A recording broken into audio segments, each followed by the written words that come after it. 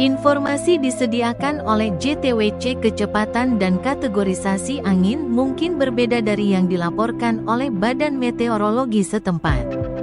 Mitchell terletak 237 km di utara timur Laut Port Hedland, Australia, dan telah bergerak ke arah barat-barat daya dengan kecepatan 19 km per jam, 10 knot, selama 6 jam terakhir.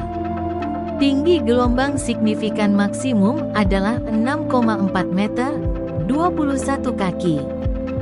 Mitchell diperkirakan akan terus bergerak ke arah barat daya selama 2 hari ke depan. Di sepanjang bagian barat dari punggung subtropis lapisan dalam yang berpusat di sebelah timur di wilayah Queensland, Australia. Dalam 2 hingga 3 hari. Perpanjangan punggung subtropis di bagian selatan Australia Barat diperkirakan akan mulai mundur ke arah timur, sehingga jalur pergerakan Mitchell akan bergeser ke selatan dalam 3 hari ke depan. Dalam 2 hari berikutnya, Mitchell diperkirakan akan mendarat 37 km di sebelah selatan tenggara Learmonth, Australia, di sepanjang pantai selatan Teluk Exmouth. Dalam 2 hingga 3 hari, siklon diperkirakan akan terus bergerak ke arah selatan tenggara melewati daratan menuju barat daya Australia Barat. Mengenai intensitasnya, Mitchell diperkirakan akan secara bertahap melemah. Angin topan diperkirakan akan meningkat hingga 100 km per jam, 55 knot, dalam 12 jam berikutnya karena unsur-unsur lingkungan yang umumnya mendukung. Setelah 12 jam berikutnya, angin topan diperkirakan akan terus meningkat dengan cepat menuju 150 km per jam, 80 knot, dalam 36 jam dengan geser angin minimal kurang dari 30 km per jam, 15 knot. Suhu permukaan laut yang hangat antara 28 sampai 29 derajat Celcius, dan aliran udara ke arah kutub yang mendukung. Setelah 36 jam berikutnya, suhu permukaan laut mulai menurun menjadi 26 sampai 27 derajat Celcius karena setengah lingkaran timur medan angin topan mengalami gesekan topografi terhadap pantai barat Australia, melemahkan intensitas permukaan menjadi 130 km per jam, 70 knot, dalam 2 hari. Selain itu, udara kering mulai melingkari setengah lingkaran utara topan hingga mencapai daratan dalam waktu sekitar 2 hari. Membatasi peningkatan lebih lanjut saat mencapai daratan.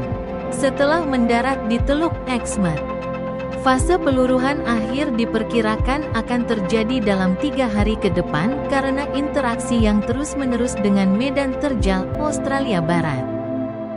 Panduan model dan solusi kecerdasan buatan, AI, tetap selaras hingga badai mencapai daratan dalam 2 hari, dengan selisih lintasan hanya 102 km.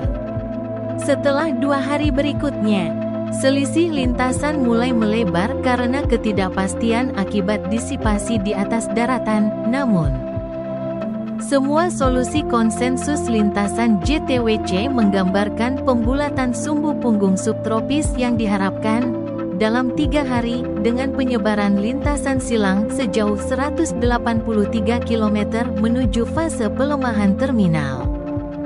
Oleh karena itu, perkiraan lintasan JTWC telah ditempatkan dengan keyakinan tinggi dan selaras dengan konsensus multimodel. Mengenai intensitas, semua anggota konsensus intensitas JTWC mengkarakterisasi fase intensifikasi selama 36 jam berikutnya. Dengan COAMPSTC mempertahankan intensitas yang lebih rendah pada 100 km per jam, 55 knot, dan solusi deterministik GFS meningkat menjadi 150 km per jam, 80 knot, pada jangka waktu yang sama. Setelah 36 jam berikutnya, semua solusi konsensus stabil dan tetap konstan hingga 2 hari berikutnya. Setelah 2 hari berikutnya, Semua anggota konsensus intensitas JTWC mulai menunjukkan fase pelemahan dalam berbagai tingkatan karena interaksi topografi. Perakiraan intensitas JTWC dinilai dengan tingkat kepercayaan sedang sepanjang periode perakiraan karena fase intensifikasi yang cepat dalam 36 jam ke depan dan fase pelemahan yang diperkirakan setelah mencapai daratan dalam 2 hari. Peringatan nomor 3. Informasi disediakan oleh Pusat Peringatan Topan Gabungan, Joint Typhoon Warning Center, JTWC.